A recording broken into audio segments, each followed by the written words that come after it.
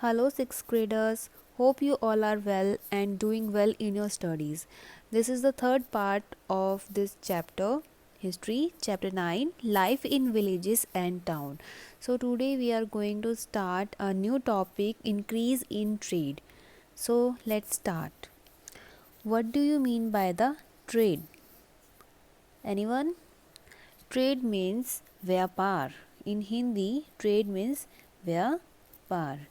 As a result of increased agriculture production and the growth of crafts, there was a lot of surplus. In our previous video, we already discussed the production of agriculture which is related to iron, and after that it increased the growth of craft in towns and cities.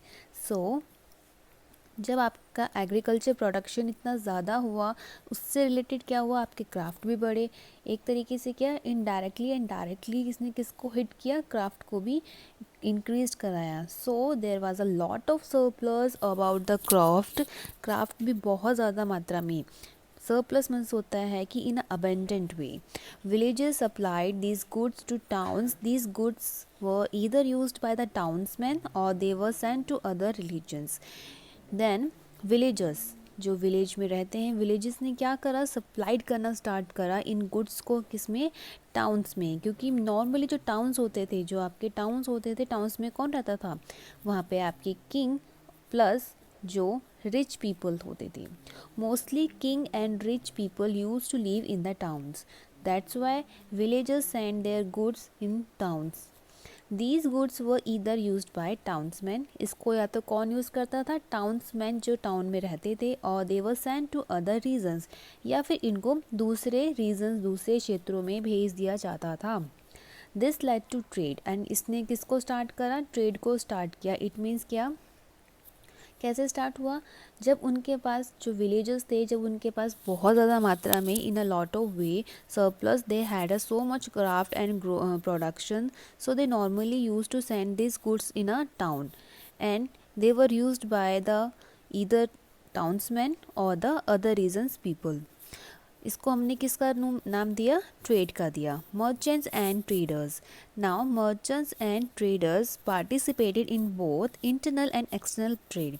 अब जो आपके merchants हैं, traders हैं, व्यापारी हैं, इन्होंने क्या करा, पार्टिसिपेट करना स्टार्ट कर दिया था ट्रेड में. कैसे, इंटरनली मतलब कि इनर वे में, जब आपके स्टेट के अंदर की बात होती है, और एक्सटर्नली जब ये बाहर की, आपका स्टेट किसी और स्टेट के साथ, किसी और रीजन के साथ जब ट्रेड करता है, व्यापार करता है, उसको हम एक्सटर्नल ट्रेड बोलते हैं. Trade links develop between the north and the south. India also traded with the Roman empire, and this trade links developed in north and south.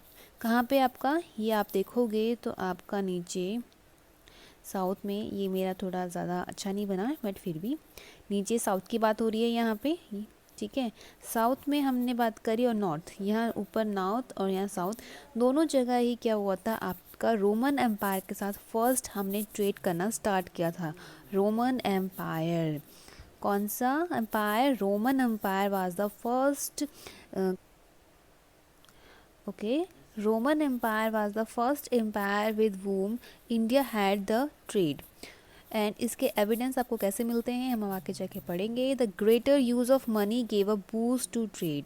अब क्या है, जो मनी है वो काफ़ी ज़्यादा बूस्ट मीन्स काफ़ी ज़्यादा वे में हमारे पास आ गया था with the help of this trade. Archaeologist, who are the archaeologist, archaeologist are those person who dig an earth means ज़मीन को खोद के वहाँ से क्या निकालते हैं, जो एविडेंस निकालते हैं, रिमेनिंग पार्ट्स निकालते हैं, जो पहले की बिलोंगिंग्स हैं उनको. तो वहाँ से उन्हें क्या मिला था, 1000 of coins belonging to this period, जो कि इस पीरियड से बिलोंग करते थे. And they are called punch marked coins, जिन्हें क्या कहा गया था, पंच मार्क्ड कॉइन्स कहा गया था. And here is the picture of the punch marked coin. लो, ये आपके कौन से हैं, पंच मार्क्ड कॉइन है. अगर आप इन्हें देख सकते हो तो इसमें आपको देखोगे पंच कर रखा है, एक सिंपल सा आपके पास क्या दे रखा है, एक मेटल है जिसके ऊपर पंच कर रखा है, जैसे पंचिंग मशीन होती है ऐसे पंच कर रखे हैं.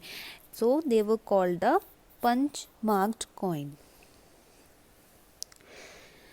आपका जो रोमन एम्पायर्स के जो ये पंच मार्क्ड कॉइन्स थे, आप हमें कहाँ मिले थे, इसके एविडेंस हमें ये बहुत सारे कॉइन्स हमें मिले थे, साउथ में मिले थे, मीन्स तमिल किंगडम में मिले थे, जो हमें ये बताता है कि इनका रिलेशन किसके साथ था, रोमन एम्पायर के साथ था, जो ये हमें प्रूव करता है कि हमारा जो ट्रेड है वो रोमन एम्पायर के साथ था।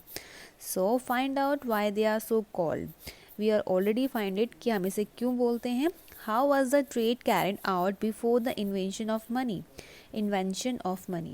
So that's your homework students. आपको ये पता करना है कि before the trade carried out, before the invention of money means कि जब तक हमारे पास coins नहीं थे, money नहीं थे, उस टाइम हम क्या यूज़ करते थे, हम कैसे व्यापार करते थे, कैसे हम exchange करते थे अपने goods को, and किस way में करते थे, ऐसा हम क्या करते थे।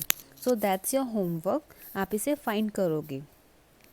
There are also reference to numerous trading communities and trade guilds.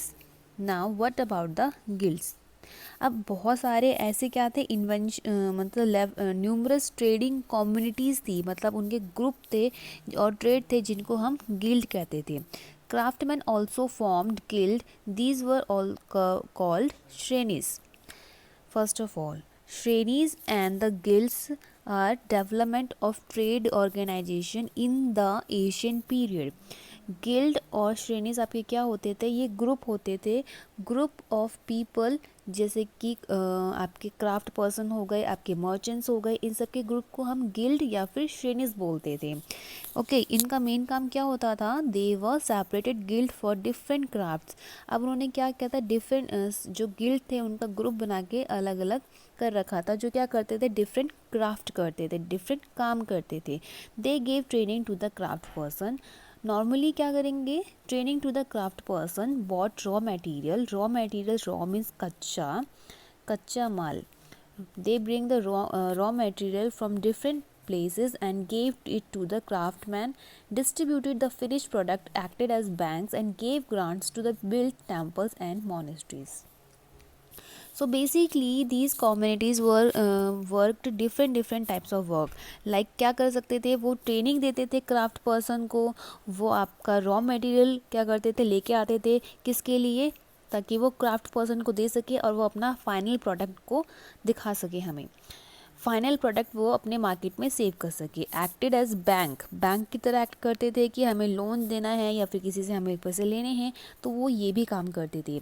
Gave grants to that build temples and monastery. उसके अलावा ग्रांट मतलब होता है मंजूरी देना, वो बिल्डिंग टेम्पल्स बनाने के लिए, और मोनेस्ट्रीज मठ होते थे जो जिसमें बुद्धिस्ट वगैरह रहते थे, उनको भी वो क्या करते थे, ग्रांटेड करते थे। Taxes from trade were very important source of revenue for the king. अच्छा, टैक्सेस, आज भी आप टैक्स भरते होंगे, आपके पापा मम्मी, आपने सुना होगा कि हम क्या करते हैं, टैक्स पे करते हैं, एंड टैक्स पे करना बहुत इंपॉर्टेंट होता है स्टूडेंट्स। बट उस टाइम लोगों को टैक्स की क्या ज़रूरत थी, टैक्स क्या था, हमारा एक इम्पॉर्टेंट सोर्स था रिवेन्यू का।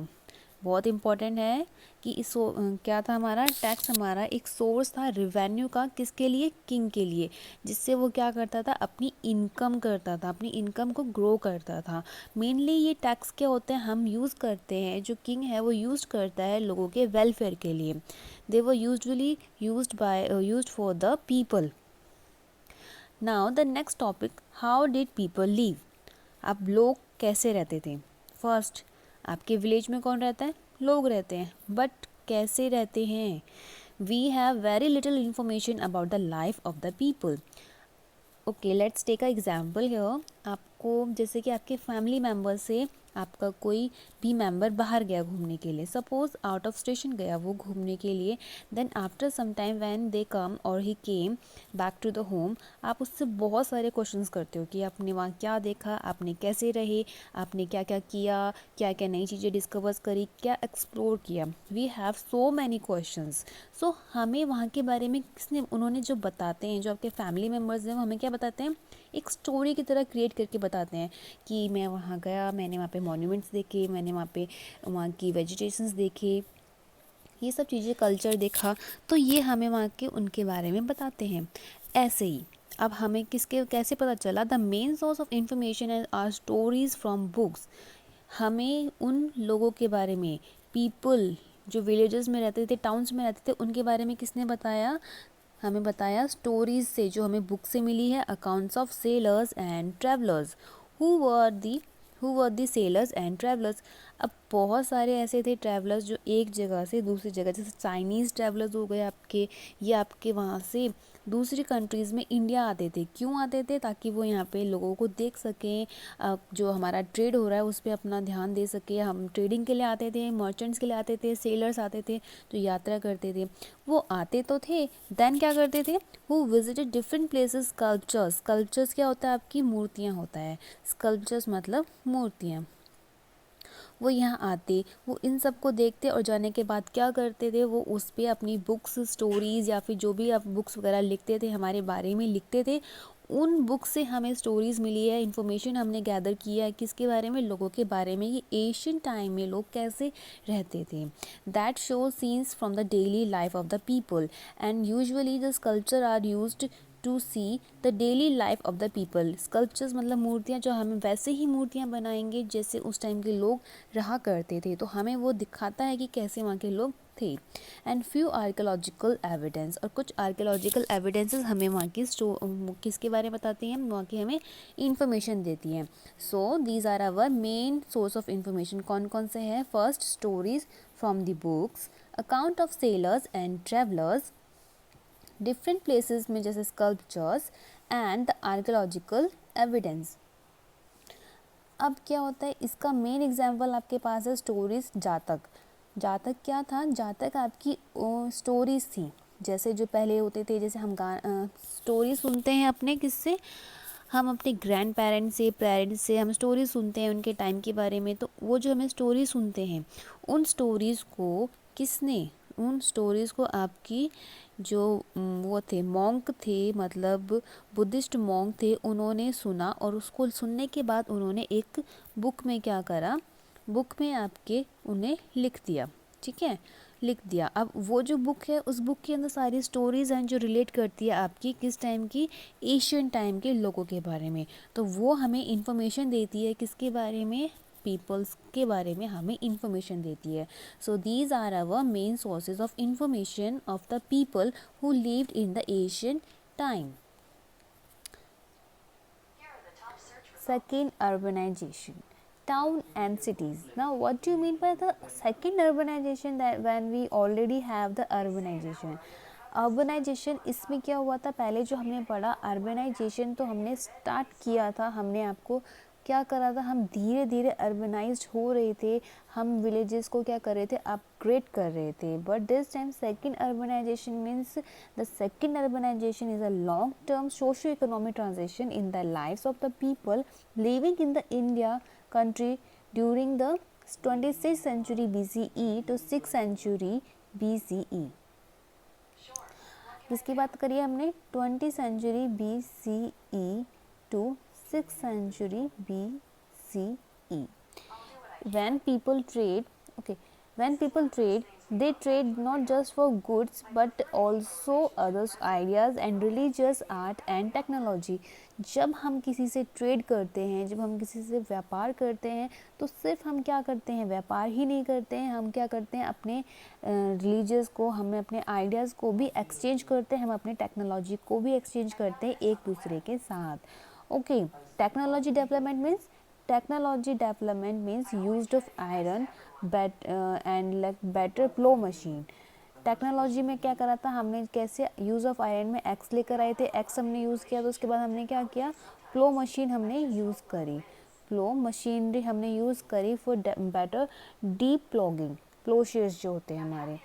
Okay, due to the growth of large number of urban centers, this period is referred to as the age of second urbanization। That time, due to growth of large number, क्या हो रहे थे? आपके जो villages हैं वो किस में कन्वर्ट हो रहे थे? अर्बन टाउन्स में कन्वर्ट हो रहे थे, सिटीज़ में कन्वर्ट हो रहे थे। इसीलिए हम इसको क्या कहते हैं? इस पीरियड को हमने क्या बोला? Second urbanization. क्या बोला हमने इसको? हम इसको बोलेंगे the second urbanization. And why? Because of the growth of large number of urban centers, that time the villages were turned into the urban center, and this period is particularly called the age of second urbanization। The literary text of period mentioned many towns such as the Kaushambi, Vaishali, Ujjaini, Patliputra, Hastinapur, Mathura, Rajgira, Bodh Gaya, Arikameru, Kaveri, Patnam. अब literary text means archaeological evidences हमारे थे यहाँ पे। और यहाँ पे archaeological evidence मैंने आपने पहले पढ़ा होगा, जिसमें हम क्या पढ़ते हैं जब हमें रिमेनिंग पार्ट मिलते हैं। एक हो गया लिटरेरी सोर्सेज, आपने पहले पढ़ा होगा। लिटरेरी सोर्सेज में आपको क्या होता है, जिसमें हमें रिटर्न में हमें सोर्स मिलता है, हमें स्टोरीज मिली थी, बुक्स मिले थे, ऐसे कई ज़्यादा उनके बारे में लिखे हुए बहुत सारे ट्रैवलर्स के अकाउंट है जो हमें मिले थे, जिससे हमें ये पता चला कि बहुत सारे ऐसे टाउन थे जैसे कि Kaushambi, Vaishali, Ujjaini, they were the most urban centres of that time. And archaeological evidence also revealed that were a large number of towns during this period, and archaeological evidence की वजह से हमें ये भी पता चला है कि उस टाइम वहाँ पे बहुत ज़्यादा टाउन्स इंक्रीज्ड हुए थे। What do you mean by the archaeological evidence? It means the remaining part of their monuments, of their anything in a hard material. Okay, then we will continue the next topic, function of towns. अब इतने सारे towns वहाँ पे increase हुए हैं, cities उनकी increase हुई है, वहाँ पे काफ़ी ज़्यादा लोग ऐसे रहते हैं जो mostly they are the kings plus rich people. So इनको क्या है, सर्विस प्रोवाइड करने के लिए आपके बहुत सारे लोग भी वहाँ कहाँ आएंगे, टाउन में शिफ्ट हो जाएंगे। सो हर एक टाउन की अपनी अलग अलग क्वालिटी है, and each town perform the different activities to get the famous. Okay, now each town was famous for a particular activity. Some towns were religious, मतलब कि धार्मिक। कुछ टाउन ऐसे थे जो धार्मिक से जुड़े हुए थे, जैसे कि आपका हो जाएगा Mathura was very famous for religious town. ठीक है, मथुरा हो गया। And centres while other were administrative centre. Centre means ऐसे टाउन जो आपके एडमिनिस्ट्रेटर के वर्क को हैंडल करते हैं, आपका क्या देखते हैं, आपका टैक्स देखते हैं, रेवेन्यू देखते हैं, आपका जितना ऑफिशियल वर्क हो सकता है। अगर मैं आपको नॉर्मली बोलूँ, जो आपका ऑफिस का वर्क होता है, ऑफिस के जो वर्क के टाउन्स होते हैं, that means the administrative centre. Broach, like Broach, Sopara, Tamilpati were the trading centres. अब आपके पास कौन कौन से थे, रिलीजियस मीन्स धार्मिक, administrative centre means office work, and the Broach, Sopara, Tamilpati was the trading centres. Trading means व्यापार, सेंटर्स यहाँ पे किस लिए फेमस थे, आपके ट्रेडिंग के लिए ज़्यादा से ज़्यादा फेमस थे। Some towns, however, were most important than other because they were the famous of many activities। ठीक है, अब कुछ टाउन पिछले टाउन से, मतलब आपस में कंपैरिजन करेंगे तो एक टाउन दूसरे टाउन से सिर्फ इसलिए फेमस था कि वहाँ की कुछ एक्टिविटीज़ ज़्यादा फेमस थी। अब जैसे आपका ये देखोगे एडमिनिस्ट्रेटिव टाउन अगर देखते हो आप, और रिलीजियस टाउन देखोगे, तो रिलीजियस टाउन अपने रिलीजन के लिए, धार्मिक स्थलों के लिए, टेम्पल्स के लिए, मोनेस्ट्रीज के लिए फेमस होगा, और एडमिनिस्ट्रेटिव अपने वर्क के लिए ज़्यादा फेमस होगा। So these are the some basic difference between their towns. Now one such town was Mathura. अब इसका क्या है, ऐसा एक टाउन है जिसके बारे में हम ब्रीफ रीडिंग करने वाले हैं, Mathura. Mathura is a religious town. Okay, इसके बारे में हम पढ़ेंगे। नाउ द मथुरा के बारे में हम ब्रीफ रीडिंग करने वाले हैं। So let's start class and be attention. Mathura, an important town of the period was Mathura. उस टाइम पे, एशियन टाइम पे मथुरा क्या है, आपका बहुत ज़्यादा इम्पॉर्टेंट टाउन था। But why it was so important, because it was centre for numerous activities. बहुत सारी एक्टिविटीज़ का ये सेंटर बना हुआ था। As the second capital of Kushanas, Kushanas की सेकेंड कैपिटल आपकी कौन सी थी, सेकेंड कैपिटल कौन सी थी आपकी, मथुरा थी। It was a political and administrative centre. इसको आपको क्या कह सकते हैं, ये आपका पॉलिटिकल प्लस आपका एडमिनिस्ट्रेटिव सेंटर दोनों ही था। पॉलिटिकल प्लस एडमिनिस्ट्रेटिव दोनों ही आपका ये सेंटर था। Trade routes pass through it, plus इसमें ट्रेड रूट्स, व्यापार भी यहाँ से होके गुजरता था। Means trade also passing through this particular city, it which made it very prosperous, जिसको इसने क्या बनाया, बहुत ज़्यादा प्रॉस्पीरियस बनाया। It was also a religious centre and had many temples and monasteries. As a ये रिलीजियस सेंटर था तो इसमें बहुत ज़्यादा आपके टेम्पल्स मोनेस्ट्रीज भी थे। Finally it was a centre for arts and craft. उसके बावजूद भी यहाँ पे क्या आर्ट्स एंड क्राफ्ट भी आपको देखने को मिलता है वहाँ पे। अगर आप कभी गए नहीं हो सो जाओ वहाँ पे देखो, आपको ऐसे अभी भी आपको ये सब चीज़ें मिलेंगी। उतना नहीं होगा जैसे हमने एशियन टाइम पे देखा था, but I must say that you should go and have a explore it. Then the craft and of Mathura producer fine sculptures. जो क्राफ्ट पर्सन थे, मैन थे मथुरा के, वो क्या करते थे, स्कल्पचर्स काफ़ी अच्छे बनाते थे, क्योंकि वहाँ पे आपके पास क्या था, टेम्पल था। तो टेम्पल्स होंगे तो स्कल्पचर्स भी आपको वहाँ पे ज़रूर मिलेंगे, मीन्स मूर्तियाँ। You will read about the Mathura school of sculpture in lesson 12। और इसकी हम क्या करेंगे, आगे जाके और रीडिंग करेंगे लेसन 12 में। सो now the Arikamedu. Arikamedu is very important because it is very famous for the dyeing. Arikamedu near Puducherry, ये कहाँ पे था आपका, पुडुचेरी में था। पुडुचेरी आपका कहाँ आता है, साउथ में आता है। तो इसमें हम कहाँ की बात कर रहे हैं, साउथ के बारे में बात कर रहे हैं। Is an important archaeological site and it is very important for archaeological site. Archaeological site means जहाँ से हमें एविडेंस मिलते हैं, रिमेनिंग पार्ट मिलते हैं। It was accepted in the 1940s by the British archaeological sir Mortimer Wheeler and it was excavated by the sir Mortimer Wheeler who was a British archaeologist.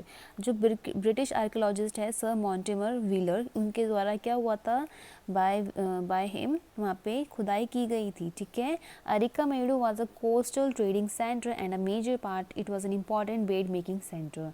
अब अरिकामेडू क्या था, कोस्टल ट्रेडिंग सेंटर था। What do mean by the coastal, मैंने आपको बताया था last class में, हमने पढ़ा था लास्ट चैप्टर में। कोस्टल मीन्स तट के बारे में बात कर रही है यहाँ पे। जो आपका ये यहाँ पे गुजरात से लेके नीचे कन्याकुमारी, देन आपका बांग्लादेश तक, सॉरी बे ऑफ बंगाल तक चलता है, बांग्लादेश तक चलता है। तो ये आपके सारी कोस्ट लाइन है जहाँ पे अरिकामेडू सिचुएटेड है।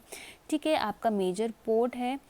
इम्पॉर्टेंट बेड मेकिंग है। अब क्या है, बेड मेकिंग जहाँ पे हम मोतियों से बने हुए काम भी करते हैं। ये बहुत ज़्यादा फेमस था अपनी प्रॉस्पेरिटी के लिए, ट्रेड के लिए, रोमन एम्पायर के लिए। वहाँ से क्या हुआ था, रोमन एम्पायर के लिए भी ये फेमस था, क्योंकि हम यहाँ से क्या कर सकते, ईजिली ट्रेडिंग पार्ट अपना कर सकते थे।